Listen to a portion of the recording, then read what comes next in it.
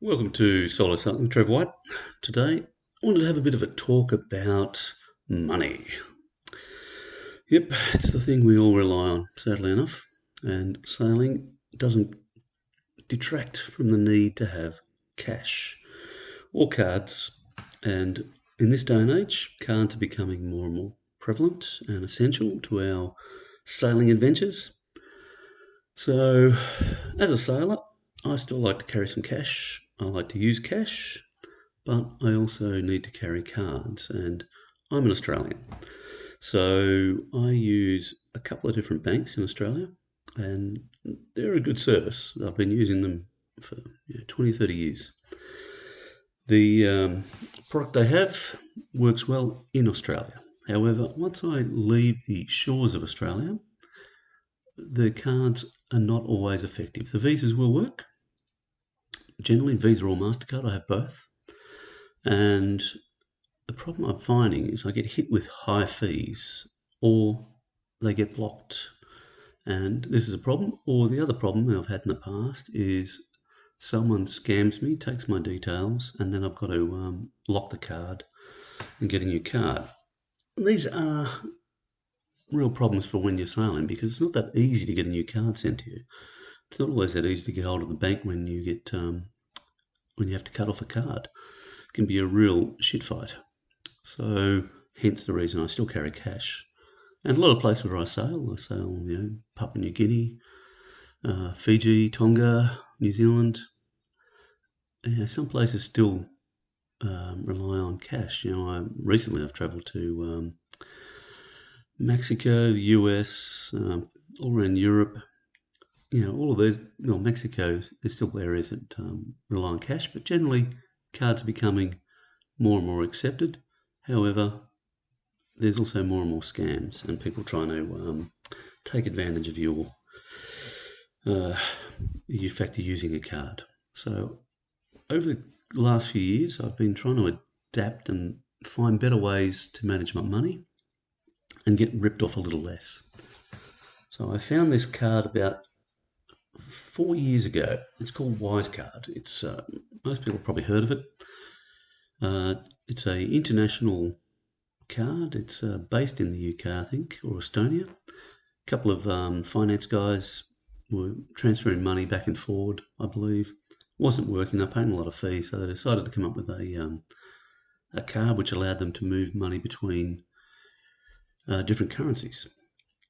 And as a sailor, I think it's fantastic. I have currency in Australian, US, Euros, UAE, and a whole range of other different denominations, or I can transfer money from one currency to the next currency, all within the app on my phone with little or no problems. I also have it on my laptop. Works very well. It's very secure. I use two-factor authentication. There's a whole range of different layers of security that you can put onto the Wise card. I think when it started, it didn't have the best reputation, as a lot of things. Security may have been a bit lax. Security is pretty good these days. So Wise card. That's what I'm primarily going to talk about today, and why I use it. So recently, I just sailed from New Zealand, or from Australia to New Zealand, New Zealand to Tonga, Tonga to Fiji, and back to New Zealand. The Wise card has worked flawlessly in all of these locations. The only problem I have is that I change my phone regularly because I'm swapping countries, so I'm swapping SIMs. So I swap SIMs like a Colombian drug dealer, to be honest, and that causes a problem for my Wise card because they use your number for authentication, and also you're moving to a different country, which they pick up on. It's a bigger problem for my Australian bank. So one of my Australian banks requires two-factor authentication using SMS on an Australian phone number, which is impossible in many of the places I go to. Or if it's not impossible, but it's difficult. It means I then would need to have an Australian phone number with me, and every time I need it, I'm paying for roaming, which is $5 to $10 a day. that gets really expensive. It's okay if you're working for a big corporate entity and they're paying the phone bill, but as a sailor, I'm paying the phone bill. So I don't like to carry a mobile when Australian mobile number when I'm travelling. So I typically use Skype. I have a Skype number which can redirect to me all over the world, and people can log on and send me messages. It works very, very easily, but it doesn't work for my bank. So I have to make some changes. So I have different systems within my bank. I have one of those little cipher keys, which works with one of my banking products, and that's very secure, but it doesn't always work that well for... And the other problem I have with the Australian banking system is when I use my card overseas, I want to withdraw cash or I want to do an international transfer of cash, I get slugged with significant fees, and that annoys me. So I started using the Wise card primarily to move money around and as a way of having some redundancy in my banking system. I still have the Australian cards, I carry them. I don't carry them on my person in case I get robbed, but I do carry them as a backup. And I generally carry the Wise card on me. What I do is I transfer, a couple of $1,000 onto it regularly. I also have it linked to my Google Wallet on my phone, and that gives further redundancy. So when you link a credit card to your Google Wallet, it creates another layer of security. And I find that the actual Google Wallet, in many cases, I've got a Pixel phone, it works more efficiently than my card does in many places. So I started using that in Mexico. I was a bit worried about some of the places I was visiting, and it was just another layer of security for my card information. And it works very, very well. So that means if my Wise card gets compromised, I've still got a couple of other cards in backup, and then I have cash in backup as well. Now, the thing I like about the Wise card, I can transfer money from Australia to my Wise account, which then they have an Australian Wise bank or bank account. So I can transfer from Australia to Australia at no fee. I can then transfer money to my offshore Wise bank, let's say in Europe. I think it's in Brussels. And that might cost me a couple of dollars if I move $1,000, which is very cost effective, whereas previously doing an international bank transfer might have cost me 25 to 50 Australian dollars, which is a bit expensive if you're doing this regularly. So the Wise card saves me a lot of money. And another example is my yacht is currently in New Zealand. It's on the Har, it's in a marina or in a marine facility, and I have to pay for storage fees. So the yard sends me a monthly invoice. I just transfer money to my New Zealand account or New Zealand Wise bank account, and then I pay the invoice, and it's minimal fees. Now, if I was doing that with my Australian bank, it would be again $25 to $50 every time I made a payment, and this adds up. It's not a huge amount of money, but it adds up, and it's annoying because banks already charge you enough in fees. I remember in Fiji, I got slugged with a couple of decent international transaction fees from one Australian bank just for withdrawing some cash. So that was annoying. And with my Wise card, I think my fees were like $8 New Zealand, $8 Fiji, which is really cheap for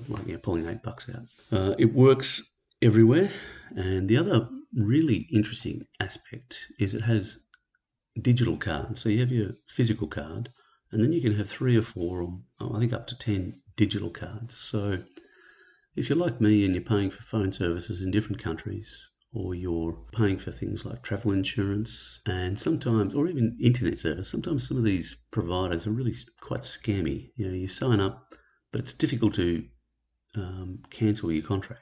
So using a digital service or digital card, which is what I do for some of these services, I can just cancel a card, which I'm cancelling the service. If they don't play nice and just do as I ask. And I've done that on one occasion. But again, it adds another layer of security. So you've got multiple cards you can pick from to pay for different things. You can track your expenses You can also track where you may have been compromised. I can move money around easily. I can transfer money to other people easily from my Wise account, and I can send people payment requests from Wise to pay me. I haven't used that facility, to be honest, but it's there if I needed to. It's a little bit like PayPal. But overall, I've found it to be a very reliable service, and I think it was worth mentioning as a travelling sailor. I'm sitting around the pub with people, conversations always turn to, how do you do things? How do you not get ripped off? Is somewhere dodgy? And, how do we manage our money? How do you, get new cards? A variety of different conversations depending on, how well you know people.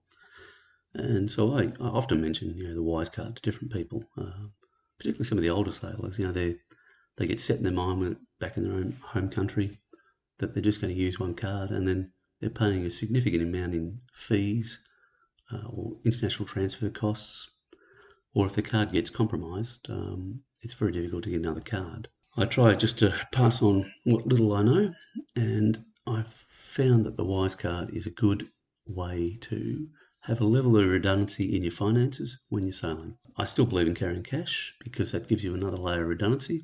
Cash always talks the right language. Yeah, probably the only real negative point that I've found is just the KYC process. It's not terribly difficult.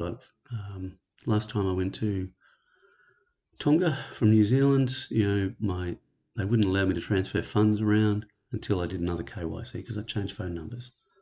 So I simply got a new phone number in Tonga, got it verified, contacted Wise. They needed some KYC process using my passport information, and within an hour I was up and running again. I've done the same thing crossing to Fiji, same thing going to Europe. They are very slick. I think if you keep your processes nice and clean and you're transparent, then they understand what you're doing. And it's been a painless process. They're probably not as good at articulating why things need to happen. So if they had told me what was going on a little bit more clearly, it wouldn't have been quite so frustrating. But I understand it, and it makes me feel a bit more confident that they're monitoring the use of the card. And from a criminal aspect, being hacked or people taking advantage. So I don't mind. I know in America, for some of our listeners from America, that you have a great many different options. There's a lot more digital cards, a lot more services that people use that are more cost effective, and generally they're not available to someone from Australia or New Zealand. I'm not so sure about what Europe has to offer, but the Americans seem to have the best deals when it comes to travel cards, digital cards. I'm hoping Australia will see it, but in the meantime, the Wise card is working very, very well for me. I'll put a link on the podcast for people to click on so they can go and check it out. Pretty painless process. If you've got nothing else or you want a bit of redundancy, I recommend having a look at it. Everybody needs to assess it from their own merits and uses. Person who's been travelling around extensively, it has never failed me. I've never been knocked back in its use, even in the Netherlands. I'm spending some time here at the moment, and it is a difficult place for cards. A lot of cards won't work in the supermarket. I found the Wise card has been working everywhere, so that's reassuring. A couple of years ago it wasn't, so now it is. So it's getting wider acceptance.